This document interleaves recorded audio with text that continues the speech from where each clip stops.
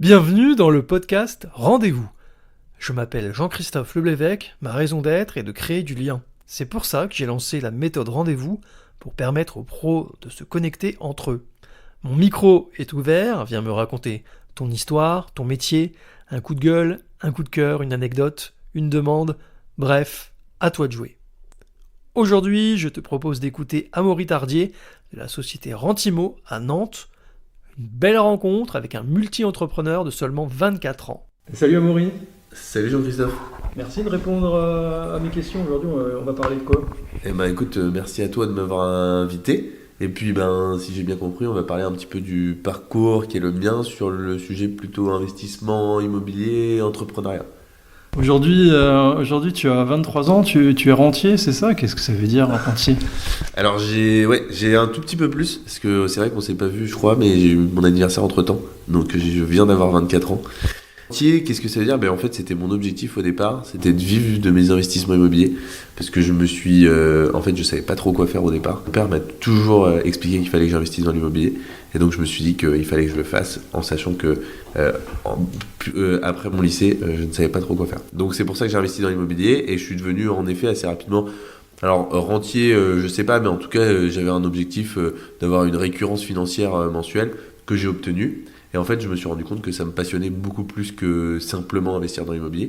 D'un côté, investissement professionnel, avec du lotissement, promotion, on va certainement y revenir, et entrepreneurial, pour accompagner des personnes, parce que je me dis, j'ai eu la chance, tu l'as rappelé en me demandant mon âge, j'ai eu la chance de commencer jeune, et je me dis que j'ai eu l'information assez jeune, donc dans la mesure du possible, si je peux la redistribuer aujourd'hui à un maximum de personnes, à travers des podcasts comme celui-là, je le fais. Oui, justement, c'est quoi ton combat aujourd'hui, ta mission ? Moi, si tu veux, le pourquoi un peu qu'on se donne, qu'on se donne de manière générale, et moi, celui que je me donne, c'est de me dire, j'ai envie que les gens sachent qu'ils investissent ou qu'ils investissent pas, c'est eux que ça regarde et ils font ce qu'ils veulent, mais au moins, ils ont l'information. Je suis intimement convaincu que lorsqu'on a l'information, on a une facilité de compréhension et une facilité d'action qui est plus importante. Et donc, du coup, je veux délivrer au maximum cette information.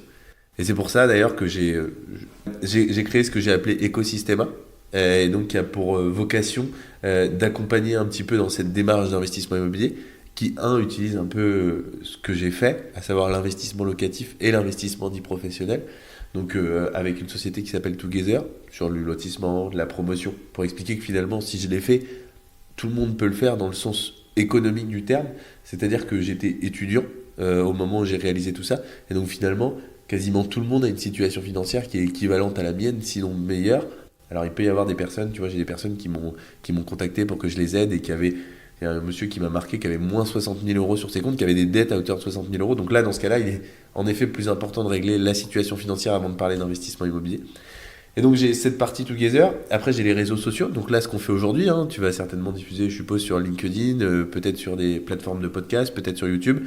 Et donc c'est ce contenu gratuit que j'essaie de délivrer aussi sur les réseaux sociaux, Instagram, à venir LinkedIn, TikTok, et donc Spotify et YouTube à travers différentes vidéos, parce que j'en fais une aussi une fois par mois avec un ami où on traite différents sujets.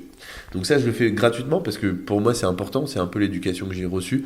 J'étais un peu une éducation où un sou était un sou, donc je me dis, si je peux vraiment aider les gens, ne serait-ce que gratuitement, c'est très bien. Après, je sais qu'il y a des gens qui veulent aller plus loin, et donc là, j'ai monté une société qui s'appelle Investissement Gagnant, qui va faire du coaching et donc de l'accompagnement pour celles et ceux qui n'auraient pas suffisamment d'informations avec le contenu gratuit et qui voudraient aller plus loin dans cet accompagnement pour l'investissement. Et enfin, là où on est, dans les bureaux de Rentimo, donc là, une agence immobilière spécialisée dans l'investissement clé en main. Et on accompagne des investisseurs sur de l'ancien et du neuf, sur de la construction de maisons individuelles, en optimisation avec 5 stratégies locatives: colocation, co-living, location courte durée, location longue durée et achat-revente, parce qu'on accompagne aussi des promoteurs, des marchands de biens, on fait du néo-investisseur aux professionnels.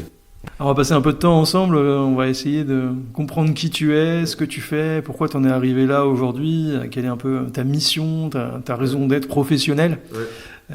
Du coup, est-ce que tu peux nous parler un peu de toi, ton parcours, t'as fait, d'où tu viens, qui tu es ? Écoute, si je remonte un petit peu, je viens d'une famille où on a toujours un peu parlé investissement immobilier.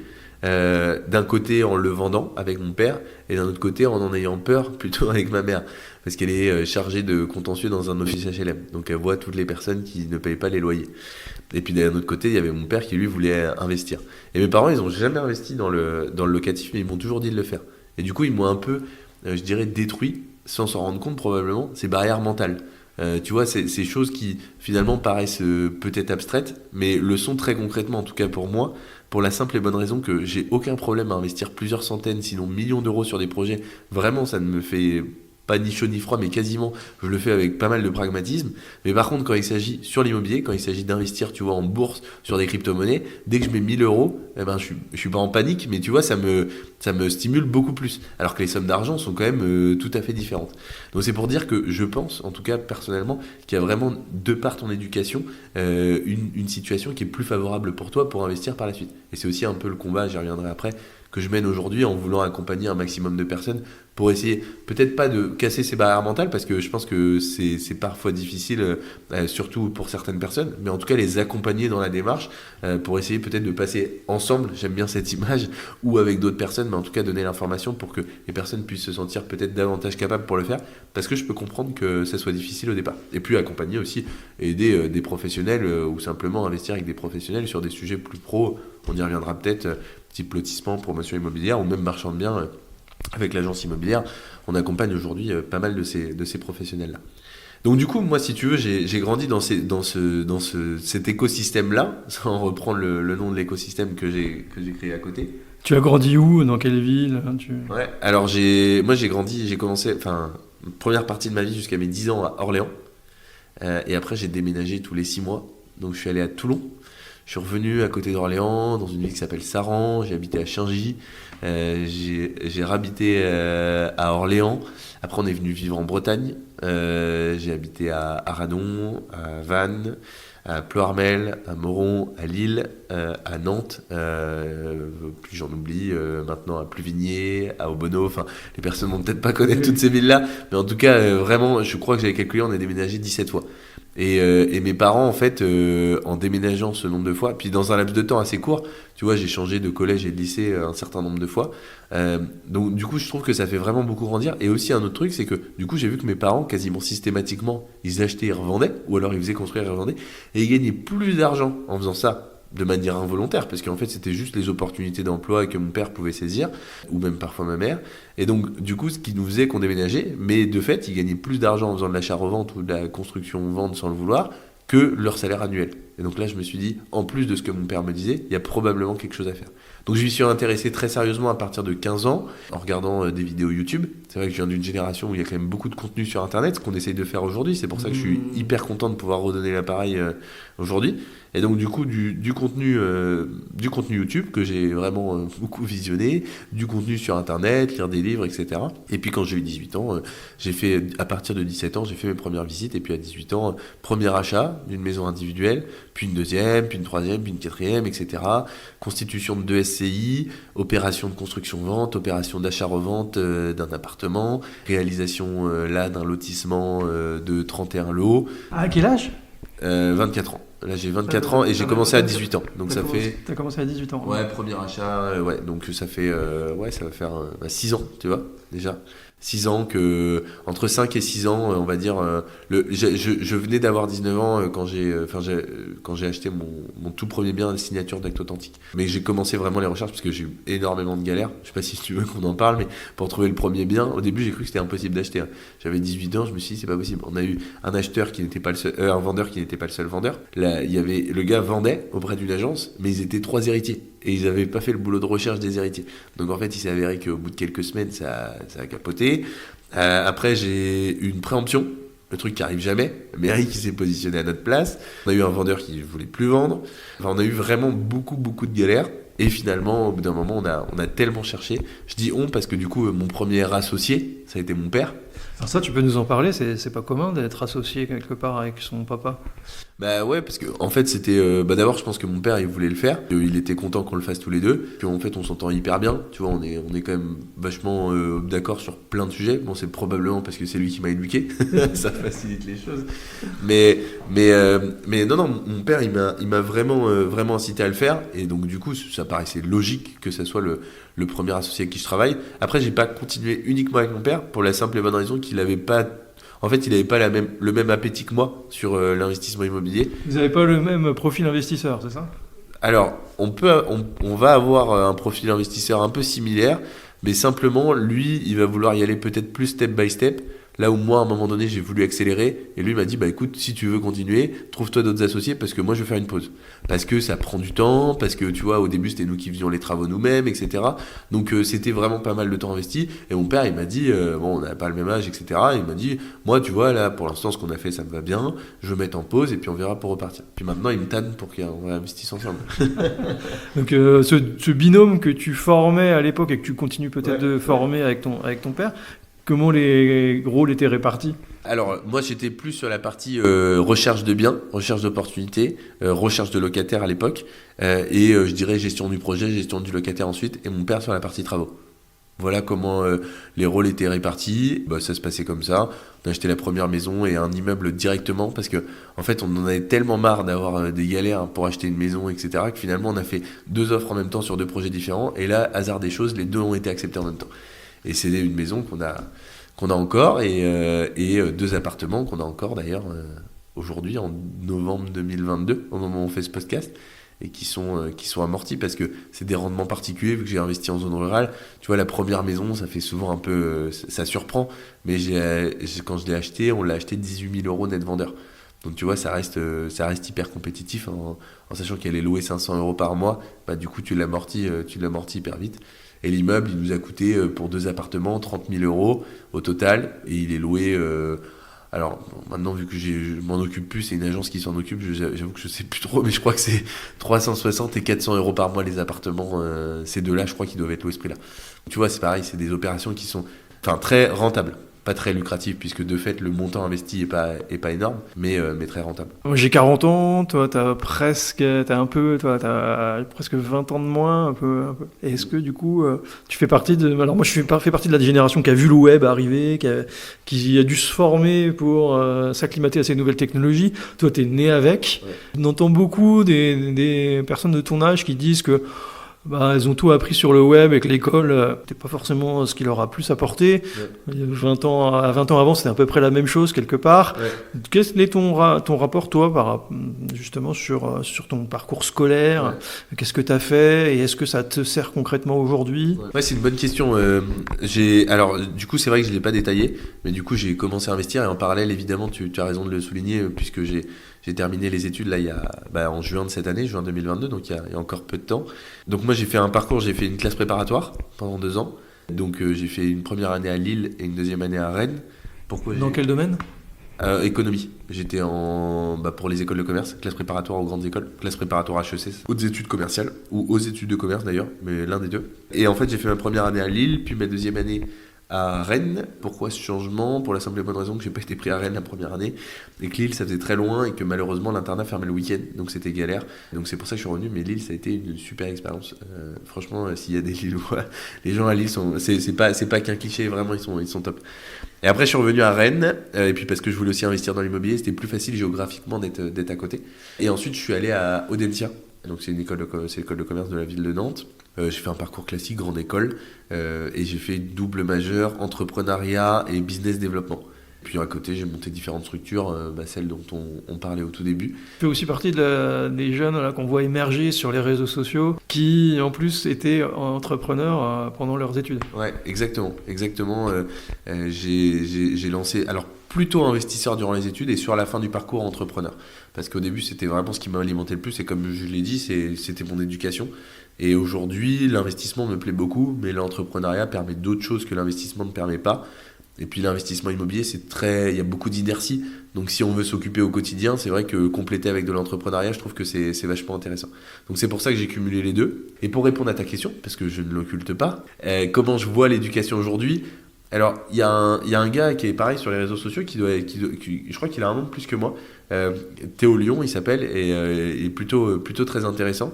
Et en fait, il a dit un truc qui était intéressant, c'est-à-dire qu'il disait que les écoles de commerce, c'est un investissement, certes, qui coûte une certaine somme. Hein. On parle de 45 000 euros, par exemple, pour un cursus à Audencia en programme ou en école.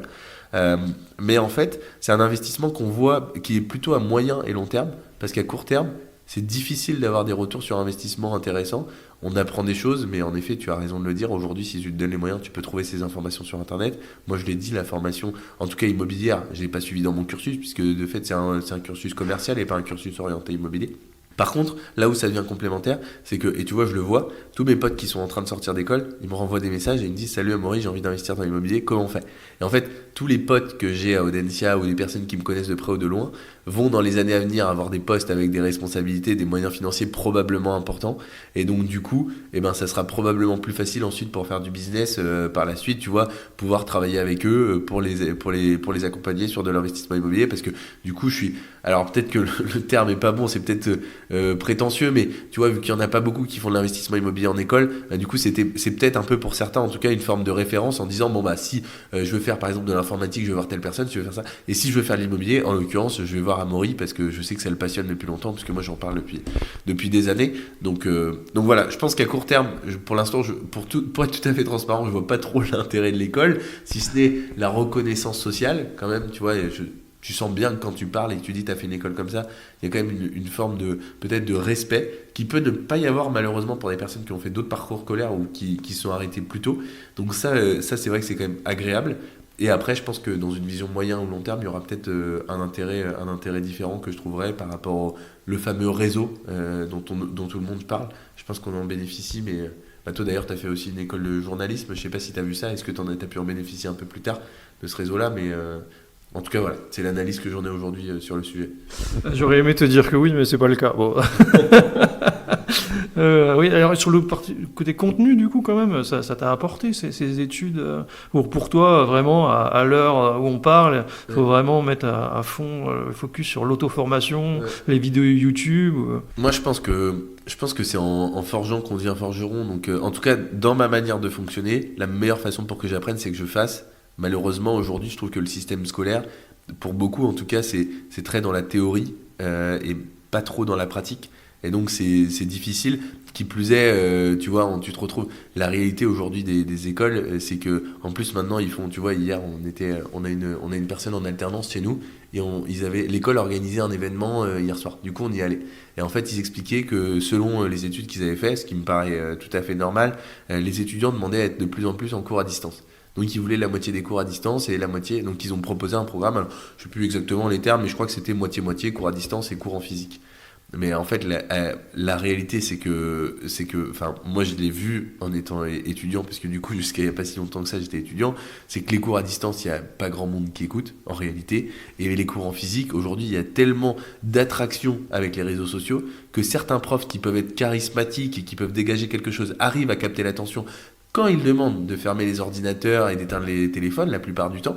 Mais si aujourd'hui en classe, quand tu te mets au fond de la classe et que tu regardes les ordinateurs tout le monde, alors avant c'était Facebook, aujourd'hui c'est Instagram, TikTok, au début de la scolarité c'était Facebook, mais tout le monde est sur les réseaux sociaux, malheureusement il y en a, enfin alors tout le monde, j'exagère, hein, je vais peut-être me prendre des tacles en disant ça, mais il y a une bonne partie qui sont sur les réseaux sociaux, et la réalité c'est que peu ou pas grand monde écoute ce qui est dit, en tout cas. Personnellement, dans le cursus que j'ai suivi, c'est ce que j'ai vu. Et tu as quelques élèves qui sont très investis et qui investissent beaucoup de temps et pour qui certainement ça apporte beaucoup. Même beaucoup pour qui c'est un peu moins le cas.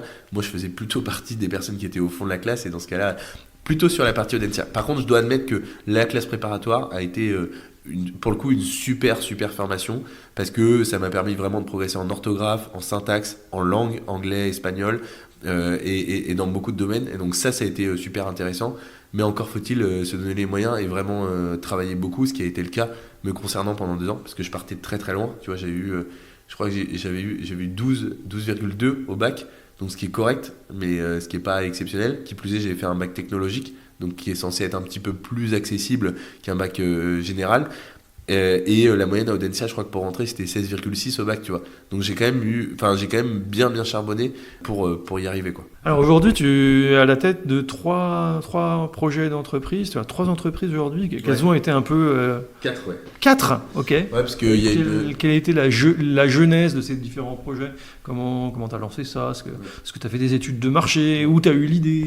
Bon, bah pour Together, qui est la société de promotion et de lotissement, oui, il y a eu des études de marché, mais après c'est beaucoup de feeling aussi par rapport aux opportunités, par rapport à ce qu'on peut espérer. Après, c'est des ratios et travailler sur des ratios, sur ce que tu peux te permettre de vendre, combien ça t'a coûté, etc. Donc ça, c'est plus pour la partie Together. Et pour le locatif, oui, j'ai fait pas mal d'études de marché en faisant des fausses annonces, tu vois, sur le Bon Coin, ça marche assez bien pour tester les marchés, etc. Après, pour les autres structures, investissement gagnant, non, honnêtement, j'ai pas vraiment fait d'études de marché parce que mon but, c'est... Alors, si je peux gagner de l'argent, évidemment, je le fais aussi pour ça, mais c'est vraiment d'aider les personnes. Franchement, hein, aujourd'hui, c'est pas du tout la structure qui me rapporte le plus d'argent au temps passé. C'est de loin la société de lotissement et de promotion immobilière. D'ailleurs, c'est vraiment très lucratif et je peux même me permettre de faire d'autres choses à côté. Bon, évidemment, je pourrais peut-être m'y consacrer davantage, mais aujourd'hui, ça me plaît et ça me fait vraiment plaisir d'essayer de donner un petit peu d'informations. Donc, investissement gagnant, c'était vraiment, alors à la Wall Again, je sais pas, mais c'était en mode, je veux donner de l'info, je sais que le gratuit, ça va marcher un temps, et si les gens, il y a un investissement qui peut être un peu différent en faisant payer.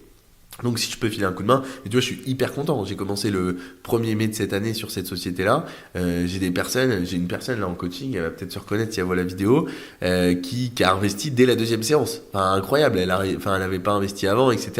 Il y a des gens qui vont hyper vite. Donc là, pour le coup, il y a un vrai impact sur la vie des personnes.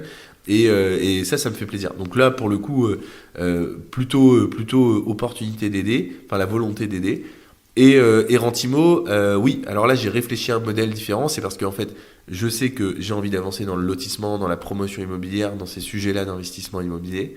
Et en fait, si tu veux, l'agence immobilière, comme je le vois, c'est pour accompagner tous les investisseurs et pouvoir aussi proposer à la commercialisation tous les projets que je vais pouvoir faire pour justement accompagner les investisseurs et proposer des investissements qui, je le sais, seront rentables pour eux selon les stratégies immobilières qu'on pourra proposer. Et parce que aussi, je sais qu'avoir une agence immobilière qui peut grossir et avoir quelque chose de très intéressant peut permettre de gagner en notoriété. Et au plus au plus on aura de notoriété, au plus le message sera passé. Et c'est comme mon objectif, c'est de délivrer un maximum d'informations à un maximum de personnes. Parce que malheureusement, tu vois, moi j'ai trop vu à Audencia et ailleurs, j'ai pas mal de potes qui ont fait d'autres études d'un certain niveau. Et en fait, il y a quand même, j'ai l'impression, un petit peu de condescendance de la part de certaines personnes qui font ces études-là envers les personnes qui délivrent de l'information sur YouTube, Instagram, etc. Tu sais, tous les formateurs, bon, en même temps, qui des fois t'expliquent que tu peux être rentier en 6 mois, etc. Donc il faut faire attention à ces informations-là. Il n'empêche qu'il y en a qui, à mon avis, sont de bonne foi et veulent aider vraiment les personnes. Et je me suis dit, étant donné que j'ai un cursus qui est similaire à toutes ces personnes-là, peut-être qu'elles s'identifieront davantage et comprendront qu'en effet, c'est possible d'investir et c'est possible de réussir. Donc c'est pas que du mensonge. Voilà un petit peu les... Et sur la dernière société, la 4e, c'est différent, c'est un projet d'investissement. Il y a un projet entrepreneurial derrière. On a la volonté d'investir dans des zones à forte attractivité touristique et à faible attractivité économique, type Mont-Saint-Michel, Château de la Loire, Zone Beauval, Lourdes, etc. Parce qu'en fait, les prix du foncier sont assez faibles. Pour autant, si tu exploites en location courte durée, type Gîte ou autre, ou Airbnb, Booking évidemment, tu peux avoir des rendements qui peuvent être extrêmement intéressants. Donc aujourd'hui, tu gères 4 sociétés, tu as des salariés, tu as des associés. Ouais. Comment se passe ton quotidien? C'est pas trop chronophage de gérer 4 sociétés en même temps? Chronophage, ça va. Enfin, en fait, ça me plaît. Alors, oui, c'est chronophage pour monsieur et madame tout le monde, parce qu'en fait, j'y passe un temps qui est... Enfin, c'est ma vie aujourd'hui. Hein. Après, c'est un choix. C'est un choix que je veux faire pour l'instant. Je me dis, j'ai jusqu'à mes 28-30 ans où j'ai envie de continuer comme ça, et ensuite, je verrai comment ça évolue. Mais là, pendant les prochaines années, j'ai envie de me concentrer là-dessus. C'est ce qui me plaît. Pour l'instant, c'est vraiment le visu que je me donne. Concernant ta question, c'est est-ce que j'ai des associés? Ouais. C'est quoi ton quotidien en tant qu'entrepreneur? Tu as des salariés, tu parlais peut-être d'alternants, de stagiaires, comment ça se passe au niveau de tes équipes, puis de ton activité au quotidien? Alors sur Together, non. J'ai une société, donc je travaille. Alors c'est pas des salariés, mais tu vois des prestataires avec qui je travaille, donc un géomètre, des agents immobiliers, mais c'est différent, c'est plus à l'opération, mais le géomètre qui va m'accompagner sur tout le sujet, des entreprises qui interviennent. Pour le coup, pas de salariés sur cette entreprise-là. Après, tu vois, il peut y avoir des partenariats avec des promoteurs, donc des promoteurs qui ont un staff plus important et qui peuvent alors le terme est probablement pas bon, j'allais dire mettre à disposition, mais travailler avec des salariés de la structure spécifiquement sur ces projets-là. C'est pas des personnes qui sont salariées de cette structure, sur Together. Sur investissement gagnant, je travaille avec 2 personnes en freelance pour l'accompagnement des réseaux sociaux du closing pour les personnes qui souhaitent se positionner sur la société, et une personne qui va s'occuper de tous les sites, le Google Ads, etc. Mais c'est pas des personnes qui sont salariées, ils sont freelance et qui travaillent avec moi sur la structure. Sur la société Mayadja, et donc là, ces deux sociétés-là, je suis tout seul, j'ai 100% des parts. Sur la société Mayadja, on va être deux, on est deux associés, et pareil, pas de salariés. C'est une entreprise où on travaille avec constructeurs, etc. pour faire construire. Donc, voilà. Et par contre, là, sur Antimo, on est 17, donc c'est un peu plus gros. On est 3 associés, on a 3 alternants, un salarié, et le reste des effectifs, c'est des agents commerciaux qui vont s'investir pour accompagner des investisseurs. Et ça va de Brest jusqu'à Cholet, en passant par Nantes, Vannes et Pontivy, sur les personnes qu'on a aujourd'hui. Avec des bureaux à Nantes, pour l'instant, là où on est aujourd'hui. Pour revenir un peu sur l'investissement immobilier, aujourd'hui tu as envie de partager plein de conseils, tu disais d'ailleurs tout à l'heure que tu avais accompagné quelqu'un qui avait moins 60 000 euros sur son compte. Tu peux nous en dire plus? Il a quand même réussi à investir. Il y a plein de pensées limitantes sur l'investissement immobilier. Ouais. Alors, lui pour le coup, j'ai accompagné gratuitement sur 1 heure de coaching. En fait, quand il m'a expliqué ces situations, j'ai dit écoute, je vais t'accompagner pendant 1 heure. Je te fais pas payer, parce que bon, ça aurait été complètement déraisonnable. Et je lui ai dit, on va pas travailler l'investissement, là on va travailler les finances. Parce qu'au-delà de l'investissement immobilier, moi ce que je fais aujourd'hui aussi, ça m'arrive assez souvent sur des coachings au départ, c'est de dire, voilà, quelle est ta situation financière, comment on peut assainir cette situation financière. Puisque moi, j'ai pas mal de personnes qui vivent comme, j'appelle ça des Américains. C'est-à-dire qu'ils dépensent tous les mois ce qu'ils ont. Et donc, dans une perspective de scalabilité, d'avancer dans ce système, si tu veux, je trouve qu'il est important d'épargner, et même dans la perspective d'investir, c'est important d'avoir du cash de disponible. Trésorerie, c'est quand même le nerf de la guerre. Et donc, du coup, j'accompagne pas mal aussi sur cet aspect éducation financière avant de lancer des projets d'investissement immobilier. En l'occurrence, cette personne-là, du coup, je l'ai juste coaché sur 1 heure en lui disant voilà ce qu'il faudrait que tu mettes en place, parce qu'il avait une volonté de politique de l'autruche. C'est-à-dire qu'il m'a dit, tant que les gens ne réclament pas l'argent, je réponds pas. Mais les gens, ils vont pas t'oublier. En plus, pour le coup, c'était une partie qui devait à l'État, etc. L'État, il ne t'oublie jamais. Donc, il viendra ponctionner le jour où tu auras l'argent sur les comptes. Donc, des dettes auprès d'amis, etc. Donc, je lui ai expliqué un petit peu ce qu'il pouvait mettre en place. Je lui ai dit qu'il fallait qu'il fasse face au problème, au lieu de faire l'autruche. Je pense qu'il faut prendre le taureau par les cornes. Et puis, en effet, aller voir les personnes et leur dire, voilà, la situation, c'est celle-là. Voilà les solutions que je vais mettre en place. Si vous avez des conseils pour m'aider, n'hésitez pas, etc. Je pense qu'il faut vraiment aller faire face au problème. C'est là où j'ai voulu l'aider. Et là, je lui ai dit, à partir du moment, si jamais tu as besoin pour que je continue à t'aider gratuitement, pour te filer un coup de main, parce que c'est aussi ça mon idée, c'est quand même de filer un coup de main aux gens sur ces sujets-là, je peux le faire à la marge, parce que évidemment c'est pas faire vis-à-vis des personnes qui payent pour le service, donc je vais pas le faire non plus ad vitam aeternam, mais bon, la situation particulière quand même, moins 60 000 euros, j'en ai pas eu beaucoup, hein, j'en ai eu quelques-uns qui étaient en dessous de zéro sur les comptes, mais là moins 60 000 c'est vraiment une grosse somme d'argent quand même. Et donc du coup je lui ai expliqué, et je lui ai dit écoute, si tu fais bien les choses, au bout d'un moment, ta situation va se rétablir. Et là, tu viendras me voir et on pourra discuter investissement immobilier. Moi, c'est ce que je dis tout le temps aux personnes. Je peux vous accompagner, peu importe votre situation, sauf si vous êtes en négatif sur vos comptes. Si vous êtes en négatif sur vos comptes, on peut d'abord traiter votre situation financière et ensuite l'investissement. Après, si vous êtes en positif, là, on peut discuter. Et même si vous avez à partir de 10 euros, si vous avez de l'argent sur vos comptes, que vous n'êtes pas en négatif et que vous êtes d'accord pour vous associer, etc., il y a plein de solutions qui peuvent être utilisées pour investir dans l'immobilier. Donc aujourd'hui, on peut être en CDD ou on peut être sans emploi et pouvoir quand même investir. Bah bien sûr, moi je l'ai fait en étant étudiant. Donc étudiant, finalement, c'est comme si tu étais sans emploi. Parce que de fait, je gagnais pas d'argent. J'étais juste étudiant, j'étais boursier. Moins sur la fin de la scolarité parce que j'avais déjà des revenus avec l'immobilier, mais en tout cas sur le début de la scolarité j'étais boursier, et donc voilà, moi j'avais aucune rémunération, sauf si on considère que la bourse c'est une rémunération, mais c'était quelque chose de peu ou pas important. Et puis après j'ai commencé rapidement à gagner de l'argent avec ce que j'avais, et puis moi je suis pas du tout dépensier, donc du coup j'avais pas besoin de grand chose pour vivre, et donc ça l'a fait comme ça, mais en tout cas en effet, enfin moi si tu veux, je veux utiliser mon parcours pour expliquer que tout le monde peut le faire, puisque je l'ai fait en étant étudiant. Les banques te suivent même si tu es étudiant? Alors elles te suivent sous différentes conditions, ça dépend de ce que tu veux faire, mais ce qui est le plus simple pour commencer, c'est de par exemple t'associer. Tu t'associes, tu vois, il faut aller voir, par exemple, toi, aujourd'hui, bon, tu as plutôt un statut entrepreneur, si je dis pas de bêtises, donc c'est assez différent. Mais tu vois, moi, j'ai commencé avec mon père, après, je me suis associé avec une personne qui était notaire, enfin, qui est notaire d'ailleurs, toujours, médecin, un gars qui travaille chez Google, donc des personnes qui avaient des bonnes situations financières, et donc, du coup, avec qui on pouvait s'associer. Et donc, ils ne regardaient pas ma situation financière à moi en tant qu'associé, ils regardaient la situation financière de la personne avec qui tu travailles. Et aujourd'hui, je développe la même chose sur le sujet de promotion. À part le lotissement à Pontivy que je fais tout seul, le reste sur les autres projets, je travaille avec des personnes qui, moi, je vais leur apporter le projet, l'ingénierie du projet et comment je vois les choses sur le sujet. Et eux vont m'apporter, au-delà de toutes leurs connaissances et leur expérience, évidemment, l'aspect financier qui va pouvoir financer le projet. Et après, tu as des perspectives de scalabilité qui sont extrêmement fortes parce que quand tu te professionnalises, le financement, ça se fait, tu le fais plus de la même manière, etc. Bon, je sais pas si on développe cette partie-là, mais en tout cas, voilà, il y a vraiment une évolution qui peut être relativement importante.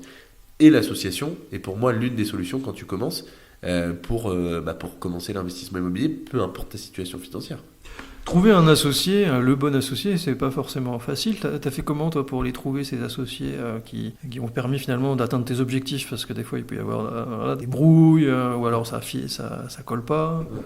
Je reconnais la patte journaliste quand même, hein, parce que tu vois, j'ai fait pas mal de podcasts et je trouve que tes questions, elles sont quand même bien pertinentes. Tu rebondis bien sur les différents sujets. Mais tu vois, en te répondant ça, j'en oublie la question. Comment on trouve bien un bon associé, c'est ça? Bon associé, Alors, moi, comme je disais tout à l'heure, je suis un peu dans la philosophie, c'est en forgeant qu'on devient forgeron. Donc, moi, personnellement, comment je trouve des bons associés aujourd'hui? En m'étant associé au départ et en m'étant trompé avec les différentes personnes. Donc, oui, alors, je jette la pierre à personne, mais je pense que, en effet, trouver un bon associé au départ, il faut être vigilant, il faut faire attention, il faut pas s'associer avec n'importe qui. Moi, ce que j'ai tendance à conseiller aux personnes, tu vois, que j'accompagne, par exemple, chez Investissement en Gagnant aujourd'hui, qui n'ont pas les moyens financiers d'investir seuls, c'est de leur dire, en fait, l'association, travailler sur des projets plutôt achat-revente, construction-vente, parce que c'est des projets qui ont un objectif fini. Le problème de l'investissement locatif lorsque vous associez avec une personne, c'est que ça n'a pas d'objectif fini. De fait, le bien, tant qu'il se loue, voilà, ça peut durer 10 ans, 20 ans, 50 ans, que sais-je, même beaucoup plus. Donc c'est bien, quand on commence une association, selon moi, de partir plutôt sur des projets avec des objectifs finis, objectifs 6 mois, 1 an, 2 ans, type marchand de biens ou promotion immobilière. Et après, voir comment se passe l'association, comment se déroule l'association, pour ne pas y passer trop de temps non plus, parce que si on passe 5 ans à trouver un associé, au bout d'un moment, c'est... Voilà, donc il faut quand même agir, mais au moins ça permet de bien cerner la personne, etc. Attention avec qui on s'associe, à voir dans quelle mesure on s'entend bien. Moi, je me suis associé très rapidement au départ, parce que je voulais vraiment avancer, et parce qu'il n'y avait pas beaucoup de personnes qui me croyaient. Aujourd'hui, évidemment, c'est beaucoup plus facile pour moi, parce que j'ai un background, j'ai une histoire à raconter sur ces sujets-là. Au départ, il faut savoir que moi, j'allais dans des événements IMO, j'avais 18-19 ans, je disais, voilà, j'ai investi avec mon père, ça s'est bien passé, mais il veut plus investir avec moi, parce qu'il veut faire une pause. Donc, est-ce que ça vous dit? Et puis, il faut savoir que moi, Marion, avec qui j'ai commencé à investir au départ, qui a été ma deuxième associée, elle m'a quand même fait confiance sur un projet de construction-vente. Je suis arrivé, j'avais 19 ans, en plus elle est notaire. Moi je suis arrivé, je lui ai expliqué mon projet et elle m'a dit bingo, on y va. Donc il a fallu être convaincant, il a fallu expliquer. Après, et ça je reprends une phrase d'un de nos anciens présidents, c'est pas l'argent qui fait le projet, c'est le projet qui fait l'argent. À partir du moment où vous avez un projet qui est rentable, vous gagnez de l'argent, vous avez une bonne stratégie immobilière, les gens vous suivent. Après, il faut bien négocier, il faut pas se faire avoir sur les parts, etc., sur les différents sujets, et il faut travailler avec les bonnes personnes, parce qu'une association, c'est quand même une forme de mariage, en quelque sorte. Alors en investissement immobilier, peut-être un peu moins qu'en entrepreneuriat, parce qu'on y passe peut-être un peu moins de temps, mais quand même, et donc il faut être vigilant sur l'association, mais ça s'apprend, et je dirais comment bien trouver un associé aujourd'hui, s'entourer des personnes qui l'ont peut-être déjà fait, et essayer d'aller chercher du conseil auprès de personnes qui l'ont, tu vois, ça peut être par exemple, vous m'envoyez un message, je vous réponds, je sais pas si toi tu t'es associé, mais des personnes qui sont déjà associées pour qu'ils puissent vous donner des petits tips, un tips, parce que c'est quand même ça aussi l'idée de ces sujets-là. Moi, c'est de dire aujourd'hui, essayer de trouver une personne qui a un peu, bon, d'abord les mêmes objectifs, ça c'est clair. Là, j'ai encore entendu parler hier d'une association où il y a 2 personnes qui, en 2 ans, ils sont passés de 0 à 1 million d'euros de chiffre d'affaires, donc ce qui est plutôt très bien. Sauf qu'il y en a un qui veut mettre un peu en stand-by le projet, enfin pas en stand-by, mais en disant on est bien, on s'arrête là, on y va cool maintenant, et l'autre qui veut faire péter la boîte. Donc tu vois, il faut vraiment être. Si toi tu veux viser les étoiles, il faut que l'autre veuille viser les étoiles. S'il veut juste viser la lune, vous n'allez pas vous entendre. Et être vigilant sur le profil. Tu vois, aujourd'hui, je me rends compte que les gens avec qui j'ai le plus d'affinité, c'est des personnes qui sont entrepreneuses, enfin qui font de l'entrepreneuriat ou des personnes qui font de l'investissement immobilier. Et donc du coup, travailler avec des personnes qui ont déjà fait de l'investissement immobilier de leur côté ou qui sont déjà entrepreneurs, de manière générale, ça marche bien pour moi. Trouver des profils qui vous ressemblent, si vous êtes plutôt un profil sécurité, peut-être que on dit qu'une association marche bien quand les profils sont différents, je suis d'accord, mais en même temps avoir une complémentarité et un accord sur beaucoup de principes, beaucoup de valeurs, etc., c'est quand même très important. Et se dire toutes les choses au départ. J'ai écouté un podcast la dernière fois, hyper intéressant, le mec avait un parcours extraordinaire, c'était un milliardaire français exceptionnel, et le mec dit, voilà, j'ai un projet qui était génial en fait, hein. Il voulait construire des monuments partout dans les capitales européennes. Parce qu'il dit, en France, t'as à Paris, t'as la Tour Eiffel, mais si tu vas à Bruxelles, t'as quel monument? Bon, t'as l'Atomium en Belgique, mais grosso modo, tu vois, t'as pas de monument.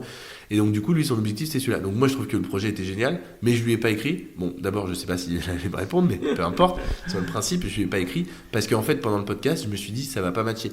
Parce qu'il avait des convictions et des valeurs qui n'étaient pas forcément les miennes sur certains sujets, et je me suis dit, ça va pas matcher. Donc, en fait, faut pas y aller non plus que pour le projet.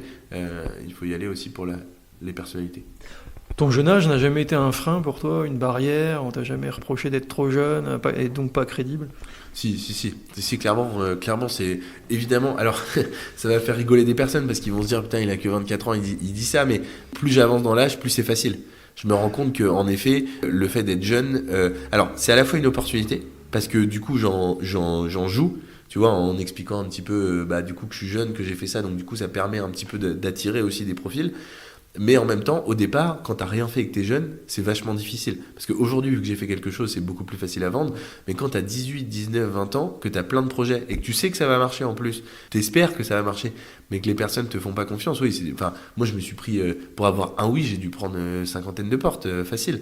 Donc même plus que ça. Donc en effet, il faut avoir une grosse résilience et il faut se dire qu'on croit en le projet et il faut pousser.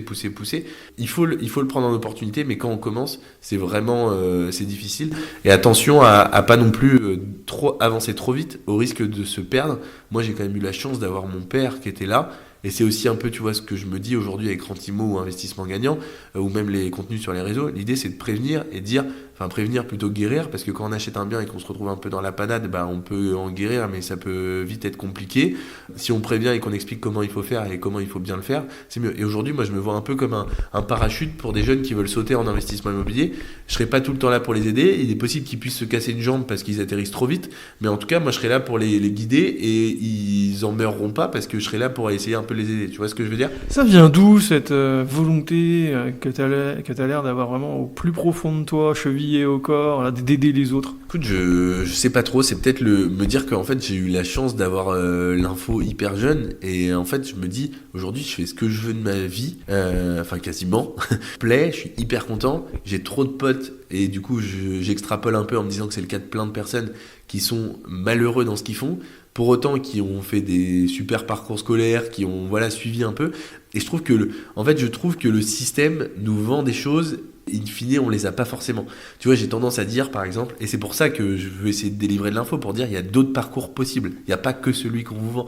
Tu vois, je leur jette pas la pierre, mais quand tu es à Audencia, tu as des séminaires tous les 6 mois où tu as des entreprises qui viennent dans une grande salle. Et en fait, c'est, pour reprendre un terme qui me fait marrer, c'est Disneyland pour les adultes. En fait, Disneyland pour les étudiants. Les entreprises, elles viennent, elles ont des goodies partout, tu vois, c'est génial, venez chez nous, vous allez voir, c'est exceptionnel, nos bureaux, ils sont à cet endroit-là, c'est amazing, vous avez une carrière qui va être exceptionnelle, etc. Ça, c'est la théorie. La pratique, parce que j'ai des potes qui y sont allés, c'est que les mecs qui t'appellent, ils te disent, en fait, on fait du 8h, 22h, on est payé comme des stagiaires, on est payé en tant que stagiaire, ou même après, on n'a pas des rémunérations. Si on fait le calcul auto-horaire qui sont supérieurs au SMIC, et on travaille de manière acharnée, et ça nous plaît pas forcément, parce qu'on fait des métiers auxquels on s'attendait pas forcément, parce que ce qu'on nous a expliqué à l'école, c'était pas ça. Et par contre, métier de promoteur, métier de lotisseur, métier de marchand de biens, c'est un peu plus démocratisé, mais je te mets au défi de trouver une formation aujourd'hui ou une école qui t'explique comment devenir promoteur ou qui t'explique comment devenir lotisseur.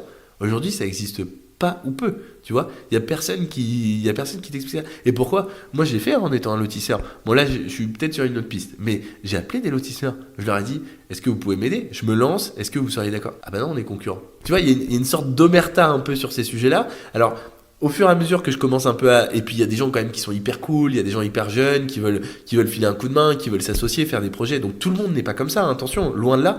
Mais déjà, tu as des mecs qui sont énormes. Clairement, tu vas t'adresser à Bouygues, Next City, tu vas leur dire, voilà, je veux devenir promoteur, comment je fais? À mon avis, je les ai pas contactés, mais je suis pas certain qu'ils t'expliquent comment faire. Encore une fois, je te mets au défi. Tu vois, aujourd'hui, tu veux faire de l'audit, tu veux faire du conseil en stratégie, tu veux faire de la finance, tu veux faire ingénieur. Tu as des écoles qui t'expliquent comment faire.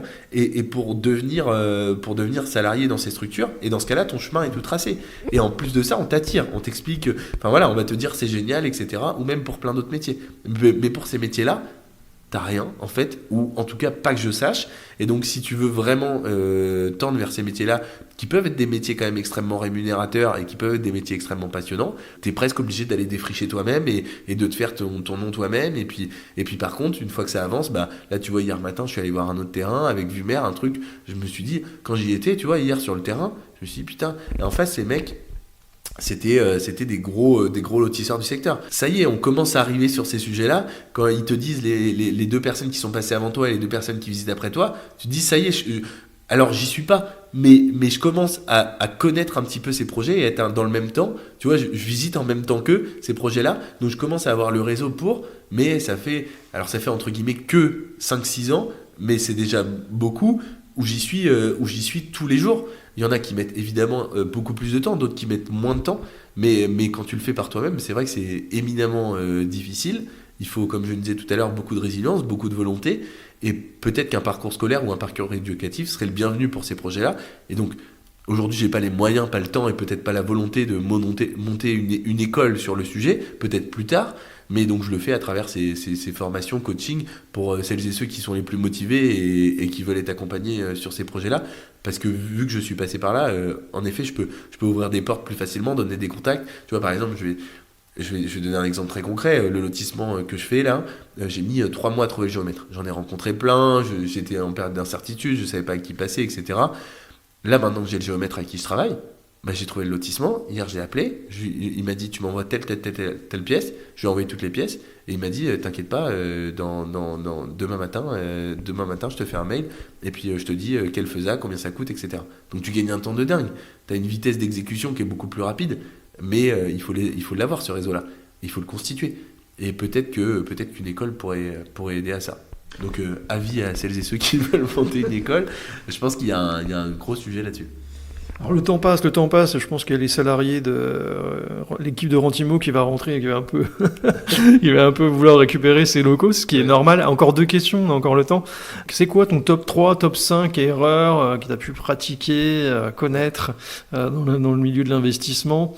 Parce qu'on sent chez toi aussi cette volonté d'expérimenter et de faire moins de théorie, plus de pratique. Ce serait quoi ton top 3 ou top 5 erreurs? Alors je vais prendre des choses qui sont... Mais ça m'est arrivé, donc si tu veux, moi je suis vraiment comme ça, hein. Pour savoir si c'est chaud, il faut que je me brûle. Donc vraiment, je suis dans la phase test.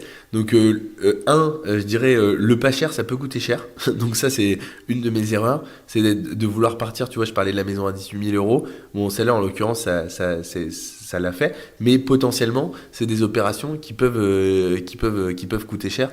Donc il faut, parce que finalement, tu as des travaux que tu n'avais pas prévus, etc.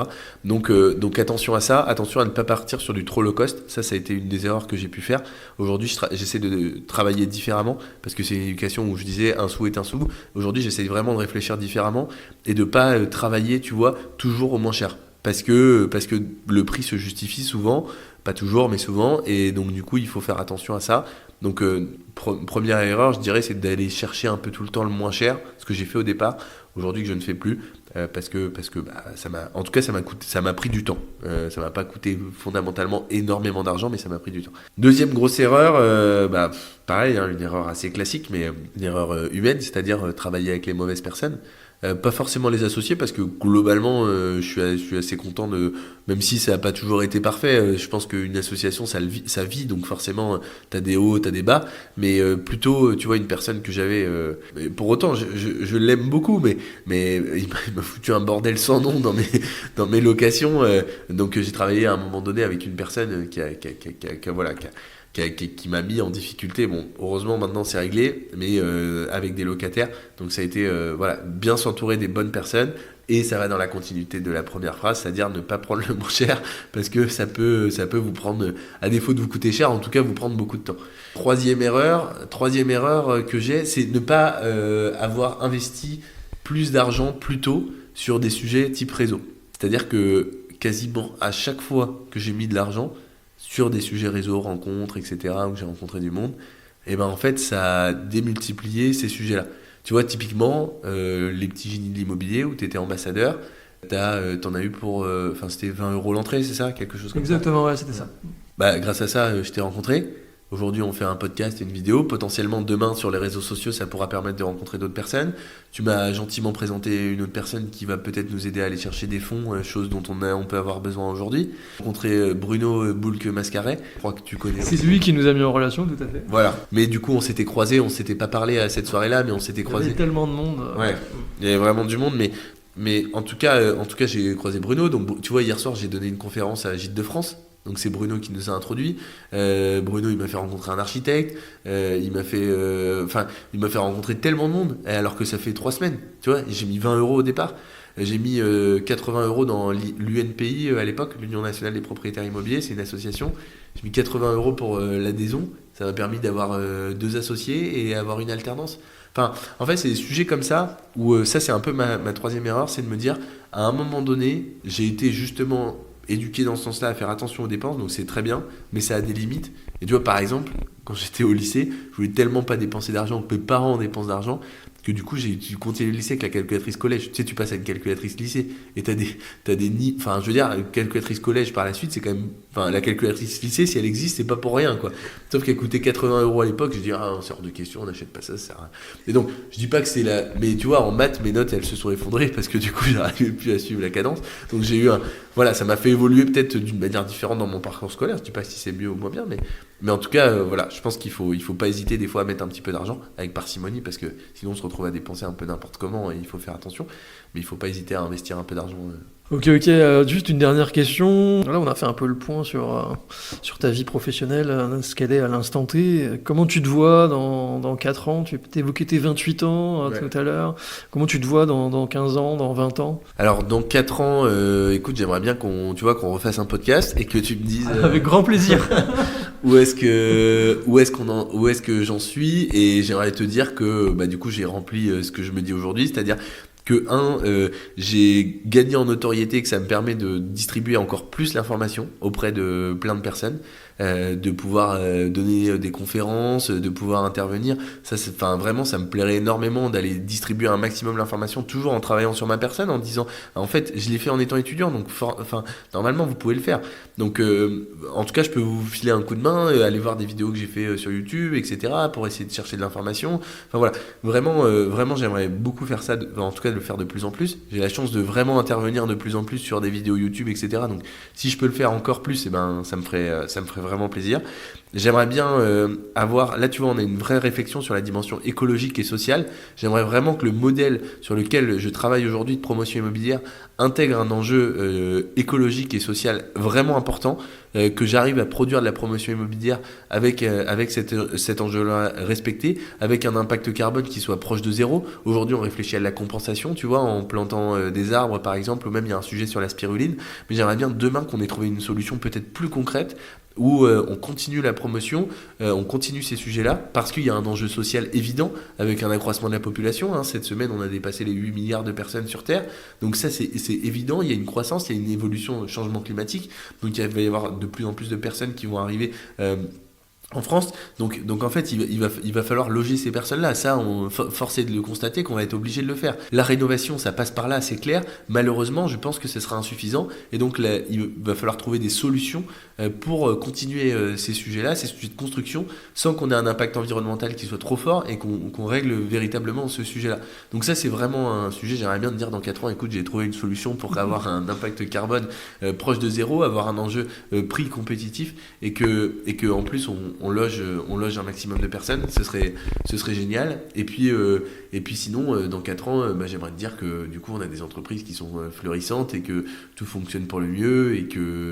Et sinon, dans 15-20 ans, écoute, là, pour le coup, je sais moins, peut-être dans une réflexion un peu lointaine, avoir une école, tu vois, une école où finalement je forme des promoteurs lotisseurs, je sais pas comment sera le métier. C'est logique après tout ce que tu as dit pendant ce podcast. Tu vois, je le vois pas sous une échelle à 4 ans, enfin peut-être, mais plutôt sous forme de prof si je devais intervenir, monter une école peut-être un peu moins, mais essayer de réfléchir différemment ce modèle-là, le proposer différemment et accompagner un max de personnes parce que encore une fois je veux que les gens ils sachent qu'ils fassent ou qu'ils fassent pas, ça les regarde, mais en tout cas qu'ils aient le savoir, ça c'est important.